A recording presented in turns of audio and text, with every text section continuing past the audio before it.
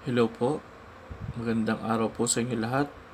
Ako po si Densyo at ako po may share na video tungkol sa chess.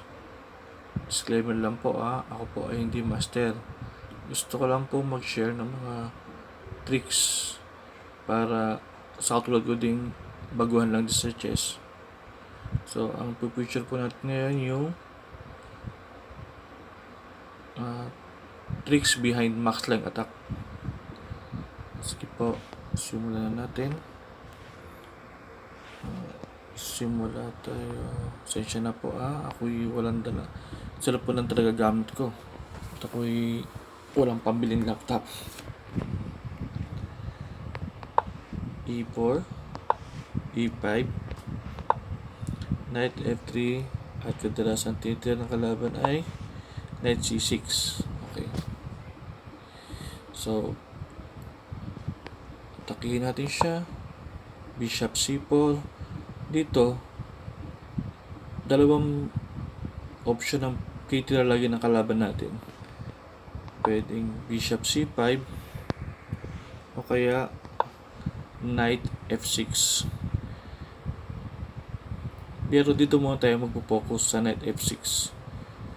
Minsan pag gaganyan, naisip natin tumira ng Knight G5 kasi thread libre attack yan.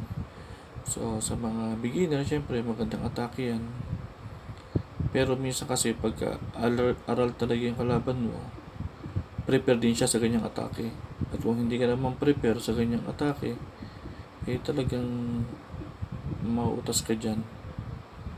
So kaya dito ang mumungkahay kong tira ay D4 at dyan papasok ang max lang attack. Okay po, kapag ganito po nangyari, napapansin mo po kaagad na may libre ka pong dalawang pawn. Isang pawn lang pala. Kung sakaling kainin to ng knight takes d4, dyan lang medyo lamang ka na kasi kakainin mo siya. Bishop takes d f7 at kahit ano kahit saan siya pumunta, kainin niya ng bawa. May check ka at saan pumunta ang king, pagdating bumalik, makukuha mo ang kanyang knights sa d4. Kaya sa kanyang position, medyo lamang ka ng isang pawn at hindi lang doon, wala na siya pagkakataong mag-castle. At kung halimbawa man po ito kainin niya lang po ang kanyang pawn. Tapos syempre kapag quick game, minsan nakikita ng kalaban na medyo weak yung F2 mo, aatakihin niya yan. So dyan pa lang delikado siya kasi meron kang Queen D5. So hindi siya may pagkamati siya at makukuha mo ang kanyang knight. At least ano ko lang kahit na mag bishop check siya dito, wala din mo mangyayari kasi iiwas ka lang at andun pa rin yung threat mo. May checkmate pa rin siya or makuha mo ang kanyang knight. Kaya sa ganitong sitwasyon, magandang tira talaga ng kalaban ay E5 takes D4. Yan talaga ang pinakamagandang tira ng kalaban. Pero kaslingan mo lang sa king side. Kung papansin nyo, nakahang ang pawn mo sa E4 pero hindi niya kakainin yan kasi isang rook to E1 mo lang medyo delikado siya dyan. Ang gagawin niya dyan kadalasan ay Bishop C5 kasi nga nadepensa niya na yung pawn niya, pwede ba siya mag-castling? Ganyan po yan, nakadepensa na siya, makapag-castling pa siya. Pag ganyan po nangyari, papasok na po tayo sa proper na mass-lang attack. So ang gagawin natin, atakihin po natin ang knight. So atakin mo yung knight, tatlo lang po pupuntahan yan. Dito, dito, saka dito, na lahat po ay parang alanganin puntahan. Pagpalagay po natin mag knight e4 siya, atakihin lang po natin siya ng rook. Kaya minsan kailangan yung depensahan ng d5, pero pag ganyan, kainin lang natin siya. So ganun pa rin, nakahang pa rin ng knight niya.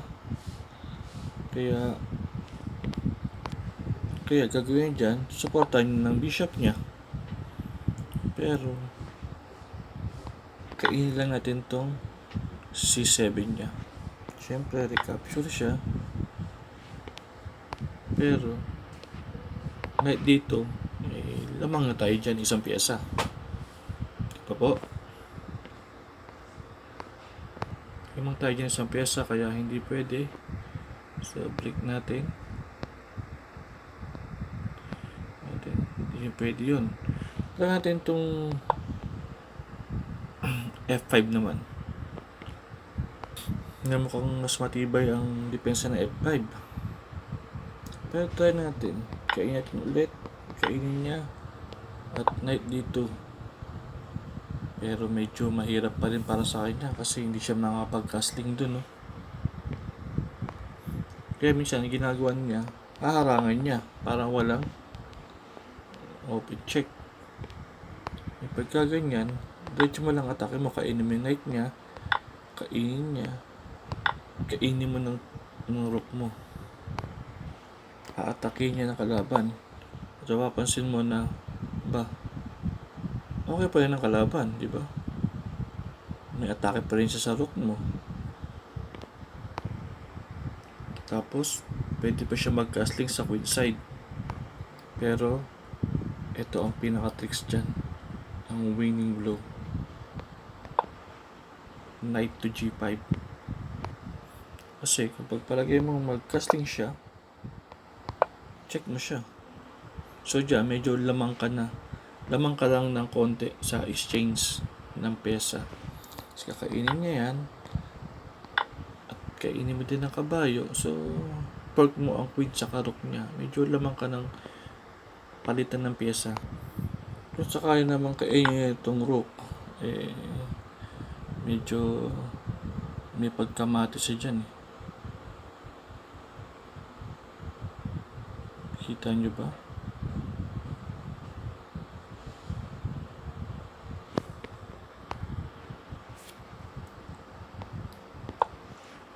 Bishop check. Tandaan nyo na ang king ay hindi pwedeng tumawid sa d8 kasi may fork. Hindi rin siya pwede mag-gi dito kasi meron ding fork. So wala siyang ibang move kundi d7. Kapag nag d7 siya, may check ka naman sa g4 na ewan ko kung makakasurvive pa ang king. Tandaan nyo na hindi pwedeng pumunta ang king sa d8 dahil may fork. Kaya wala na siyang move dyan kundi king d6. Pagka ganyan, checkmate na yan in 2 moves. Gusto nyo, i-post nyo, tignan nyo kung saan ang checkmate. Pero papakita ko na. Check. Checkmate. Kaya hindi po pwede tumalon ang knight sa e4. Pagpalagay natin tumalon dito. Dito naman. Tingnan naman dito sa g4.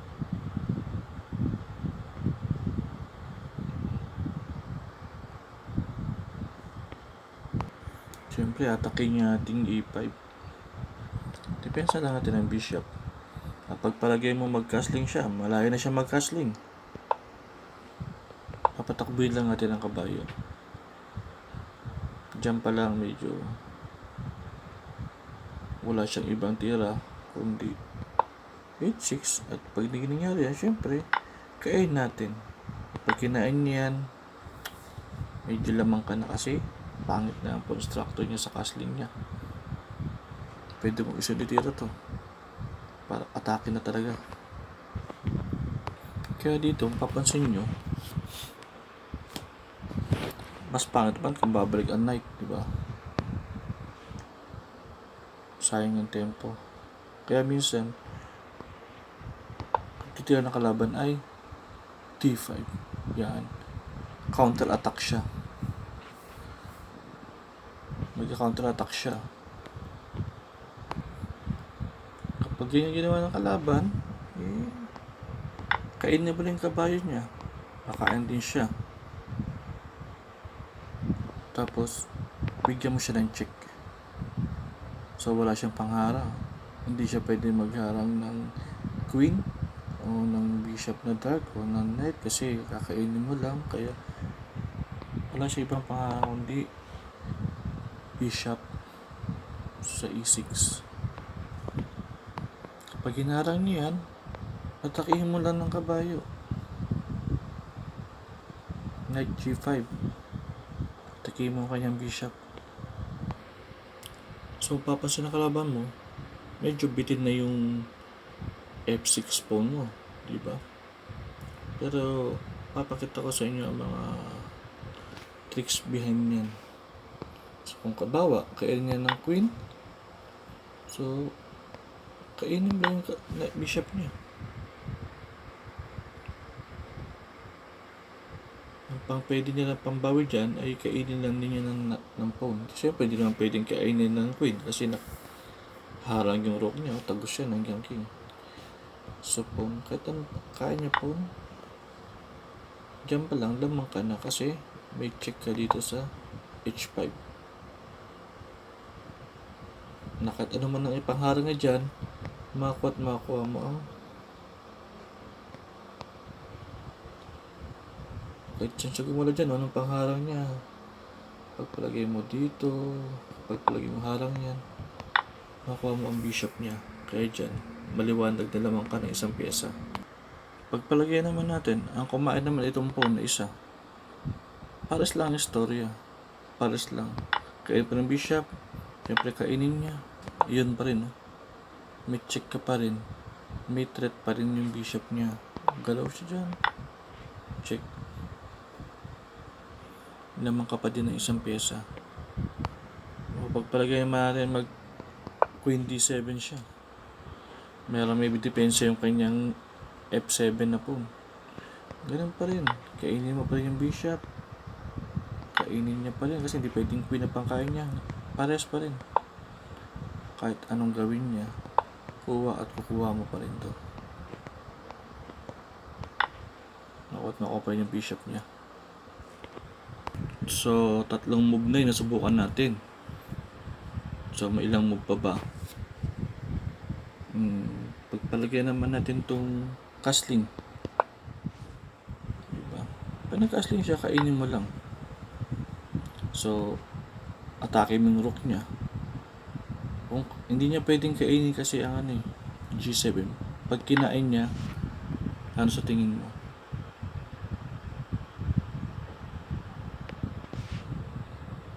Rook takes e6. Yun. Na hindi niya pwedeng kainin yan.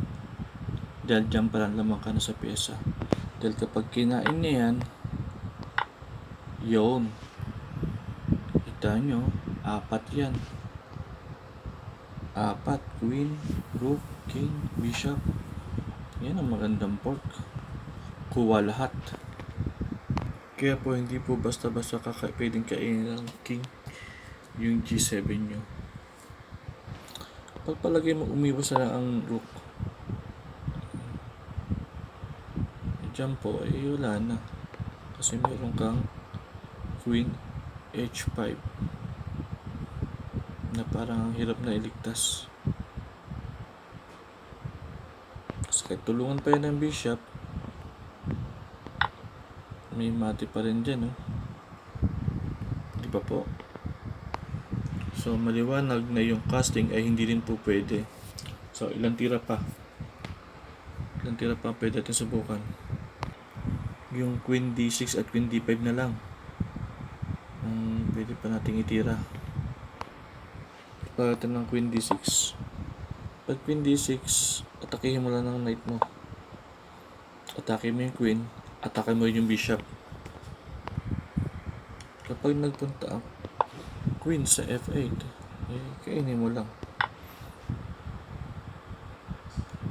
At kapag kinain niya yan,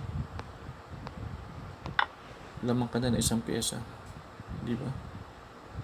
Maliwanag na lamang ka na ng isang pyesa. At kung ang Queen naman ay nagpunta sa D5, kainin mo pa rin yan.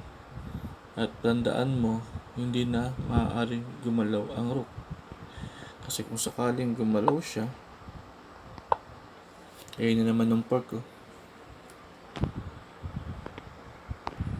3. Queen, Rook, King. Kapag nag-Queen E5 naman siya, ay pares lang din niya pa nag-Queen D5 siya. Pakita ko sa'yo parang pa nag-Queen D5 siya. So, tignan natin ang Queen D5 na. Queen D5 na siya, atake mo na malakas. Knight C3. Kung beats yan, minsan, kala ng kalaban mo, blunder ka, kinain, hindi niya alam, libre ang Queen niya. Kasi hindi naman siya makaka-recapture gawa ng open check siya. Diba po? So, Knight C3, malaking atake yan. Lakas yan. Papatakbuhin mo yung kanyang Queen. So, kaya talaga hindi niya pwedeng kainin yung knight niyan. Kung bumalik yung Queen sa D6 o D7, nakita nyo na kung anong pwedeng tricks doon. Kaya ang ibang galaw na lang ng kalaban dito ay Queen F5. So parang nakaligtas na lahat ng unblock sa lahat ng threat natin. Tapos bitin pa yung knight natin. So kailangan natin igalaw yan. Lagay natin sa knight E4. So E4 natin lagay para may DPS din sa ating knight. Dito, hindi to pwedeng kainin na black Kapag kinain niya yan, atakihin mo lang ng pawn. Hindi siya pwedeng umalis dyan sa 5 lines na yan. Kasi kailangan niyang protektahan ng bishop. Kasi pag umalis siya, bawa dito, kainin mo to. At pag kinain niya, kainin mo yung bishop niya. So, lamang ka ng pyesa. Diba? Kaya hindi niya pwedeng kainin yun. At kung sakali naman nagpunta ang Queen sa E5, o yung sabi kayo, diba? Sa Queen sa E5, isang ganito lang natin. At kulong na. Hindi pa makulong to. Hindi pa ito makulong.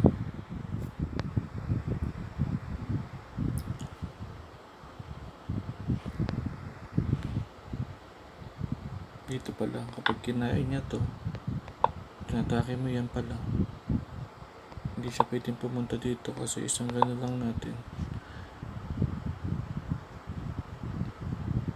ay matatrap ang Queen niya. Kahit sabihin natin na pumunta siya sa D5, ganun pa din.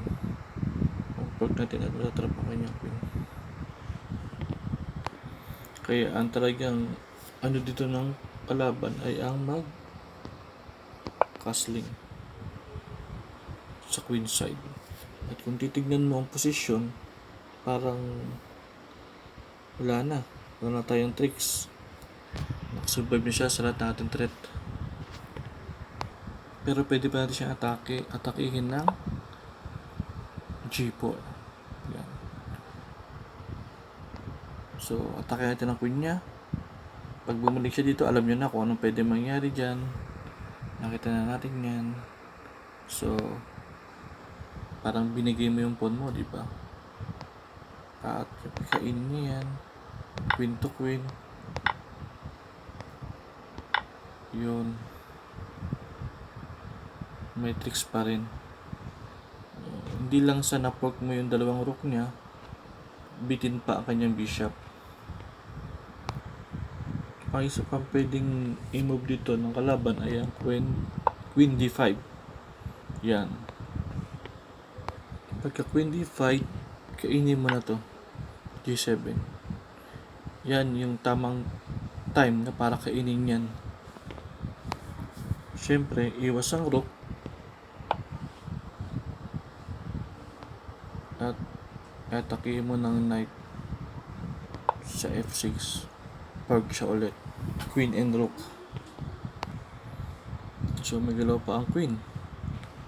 Pwede siya mag D6. Pwede natin kainin itong rook. At may pagpalit tayo ng pyesa. Pero, mapapansin nyo, bukas ang ating king. Kaya, medyo ingat lang tayo. Kaya, imbis na kainin mo muna yung rook, pati kainin mo ulit yung queen. Pag natake mo yung queen niya, syempre dalawa na lang ang square niya na pwedeng puntahan. Ang E5 saka E7. Try natin sa E7 siya pumunta. Pag sa E7 siya pumunta, may pagpalit na tayo ng pyesa. Kainin niya, kainin din natin. At atake natin ang queen niya. So, wala siyang dyan magawa kundi umalis siya. At pag nangyari yan, maliwanag na maliwanag, dalamang ka ng isang rook. Kasi tutukan mo yung queen niya, kailangan niya mag white square, pumunta sa square na white, na yun lang ang dumidepensa sa bishop niya. Kaya lalaman ka talaga dyan ng rook. Kaya so hindi po pwede ang Queen E7. Kapag nagpunta naman siya sa E5, meron tayong aggressive move na F4 na mapapansin nyo na talagang trap yung queen. Wala siyang galaw, diba? So, magka-counter attack yung black. Mag-open siya ng isang pawn para may discover check may discover check sa atin. So, wala tayong magawa kundi umiwas. Yan. Pero ang idea naman talaga ng black kung bakit siya nag-open ng pawn ay para magkaroon ng space yung kanyang queen. Hindi nakulong, di ba? Pero, yun ang akala niya. Napaganda yung pwesto niya. Pero hindi niya alam na isang tira mo lang ay wala nang kawala ang queen niya. Ang C3. Yun. So, ito lang po ang